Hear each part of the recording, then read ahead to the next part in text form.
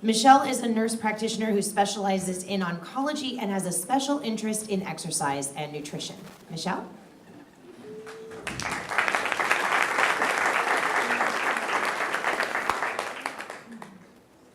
Thank you. Good morning. So I spoke at this event 2 years ago, and the thing I remember the most is how much in awe I was of standing here in front of such a courageous and strong group of people. So I am truly honored to be here again today. Thank you. And I get the topic that nobody likes to hear about, exercise and nutrition.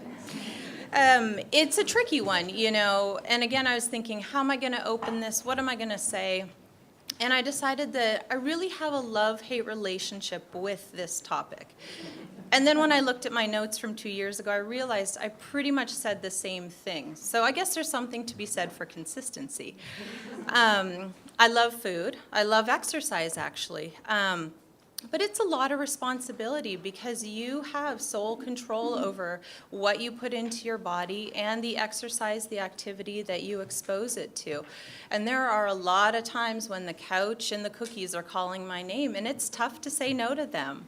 But today I hope to remind myself and the audience of why it's important to say no to the couch, no to the cookies, and yes to some spandex and some exercise, which also explains my outfit. I figured I'd start by saying yes and putting on spandex in front of 100 people. But we know that weight gain is a common occurrence in adjuvant treatment for early stage breast cancer. In fact, it occurs in anywhere from 50 to 96% of women. Weight gains average anywhere from about 5 to 13 pounds, but studies have found that gains of 22 pounds are not unusual. We also know that weight gain has been associated with a decreased survival. In addition, those who don't gain weight do have adverse body composition changes with an overall increase in body fat mass, which we're finding is really one of the most important things as far as diet and exercise goes. It's really the body fat mass that we carry. In general, we also know that women decrease their activity level for the reasons Dr. Savan talked about.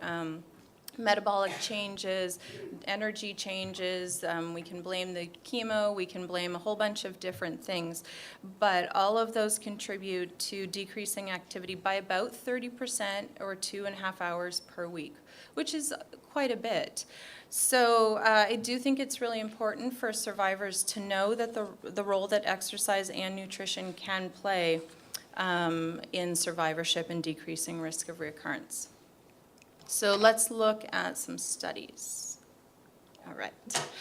So we have the WIN study, which is the Women's Intervention Nutrition Study. In this study, they asked the intervention group to decrease their fat intake to less than 15% of their total calories.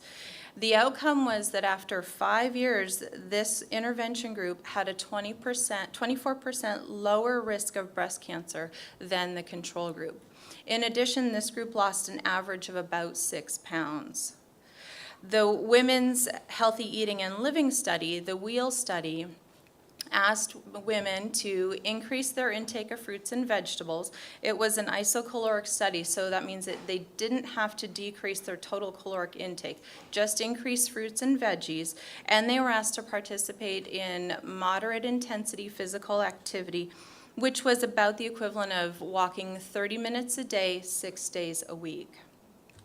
They found in that study that the survival advantage in those who were physically active was that they were 50% more likely to survive 10 years, which is pretty significant. And the HEAL study. The HEAL study took women 1 year pre, 2 years post-diagnosis of early stage breast cancer. It found that women who participated in moderate intensity activity had a 64% lower risk of death compared to inactive women. In addition, women who decreased their physical activity after diagnosis were 4 times more likely to do worse than active women. So when I was preparing for this, I picked Tinrin's brain. I'm sure many of you, probably all of you, know Tinrin. She's absolutely the guru on nutrition in my mind. And basically what she said in regards to nutrition, we really don't know much more than what we did 2 years ago. The bottom line is really reduction of caloric intake to achieve or maintain a healthy weight, a healthy BMI, really seems to be the most important factor. She also talked about the fact that it looks like decreasing fat intake and focusing on a plant-based diet is beneficial. Ongoing studies are looking at epigenetics and cancer. Epigenetics is defined as the heritable changes in gene expression not associated with alterations in DNA sequence. She said that there are many unanswered questions about the role that food plays in gene expression and changes in gene expression that may modify cancer risk, but that the studies are suggesting moving towards a plant-based diet can or may recondition our cellular environment. It may decrease inflammation, and it may improve immune function, all of which can help modify cancer risk. If you guys have more questions about that, I would absolutely refer you to Tinrin because she talks really fast, and that's pretty much what I could get out of it. So, in regards to exercise, there have been several observational studies that have shown clearly that higher levels of physical activity, both before and after a cancer diagnosis, are associated with improved prognosis in breast cancer patients. The magnitude of benefit in breast cancer population may be as high as 50%. The implication is that if we have 10 young women who are destined to relapse with recurrent breast cancer and all exercised adequately, only 5 would relapse. The next study I want to talk about is the new study. This is the Nutrition and Exercise in Women study. This study took women who didn't have a diagnosis of breast cancer, but they were obese and they were inactive, and it randomized them to 4 groups. There was the control group, there was the diet alone group, the exercise alone, and the diet plus exercise intervention group. And their goal was to try and achieve a 10% or greater weight loss. 1 year into the study, it looks clearly that the exercise and intervention group has not only achieved, but even exceeded those goals. And you can look at it by the 3 columns. They measured weight, body fat, waist circumference, and BMI. In the diet and exercise group, they had an 11% change in weight, a 21% change in body fat. Again, we really think that that's a key factor in decreasing risk of recurrence and what our diet and our exercise should focus on. A 7% change in waist circumference, which is significant too because, as possibly many of you know, postmenopausal weight gain is often in the belly and in the waist area. And an 11% change in BMI. The diet alone and the exercise alone groups also had some benefits, some changes, but clearly not as much as diet and exercise combined.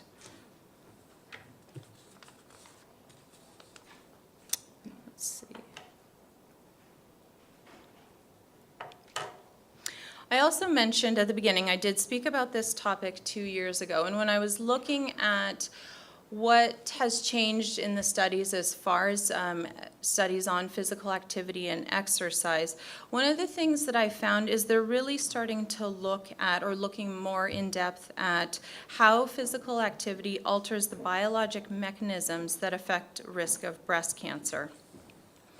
And a recent study that was actually presented at the symposium that Dr. Savan was at found that physical activity can obviously decrease body fat. It can affect insulin resistance and sex hormones. In regards to body fat, reducing body fat lowers adipokines, it decreases our inflammatory markers, it decreases estrogens and testosterone. In regards to insulin resistance, physical activity improves insulin sensitivity and decreases glucose levels since we have a decrease in body fat and an increase in skeletal muscle. And finally, in regards to sex hormones, physical activity in postmenopausal women, decreasing the body fat lowers the aromatase levels in the adipose tissue and can lower estrogen, estradiol, and testosterone synthesis. So some examples of physical activity that's considered at moderate intensity. We have walking briskly, and that isn't panning for gold. It's actually supposed to say golf up there. And you have to either carry or pull your clubs. You don't get to put them in the cart. Recreational swimming, mowing the lawn, doubles tennis, bicycling at a rate of 5 to 9 miles per hour, scrubbing floors or washing windows. Woo! We're all going to sign up for that one. Weightlifting, either using machine or free weights, and yoga or hiking. They also found that of those, it really looks like we get the most benefit from household activities, boo, and recreational activities. Let's see, I just lost my place, bear with me. So, in regards to physical activity, there have been tons of studies, and there's no way that I can review all of them right here. So, I just wanted to kind of summarize the benefits of physical activity. We definitely know that physical activity can improve quality of life. Believe it or not, it can improve fatigue. As Dr. Savan talked about, during treatment, post, people do have a lot of fatigue that they're struggling with, and physical activity can actually improve that. Women reported more positive attitudes about sexual attractiveness and overall improved mood states. In addition, if we add some resistance training, and for those of you who have talked to me about exercise, you know I love resistance training. It can improve cardiorespiratory fitness, body composition, and can increase our lean tissue mass and decrease fat mass, and may specifically promote loss of fat inside the abdominal cavity. And finally, we know that physical activity of 150 to 250 minutes per week can, in fact, prevent weight gain and promote modest weight loss. I think I got my slides mixed up. Let me see. All right, so in addition, when we talk about those moderate paced activities, we can also look at how can we change it up to make it even more beneficial, to really make it count. And studies looked at varying intensity, duration, and the timing. In regards to intensity, if we can increase that moderate paced activity to a vigorous paced activity, we can get about a 3% benefit in risk reduction. This study was done in women who hadn't been diagnosed, but I think that we can really take the key ideas of intensity, duration, and timing and translate them into the survivorship population. In addition, duration. If we increase our physical activity from a 2 to 3 hour time frame per week to 6.5 hours or more, we can actually provide an additional 21% benefit in risk reduction. And finally, timing. Those who exercise throughout their lifetime were found to have the most benefit from it. However, it was also found that women 50 years or greater had almost double the benefit than women in their 20s. So it's definitely not too late to introduce exercise into our lifestyle.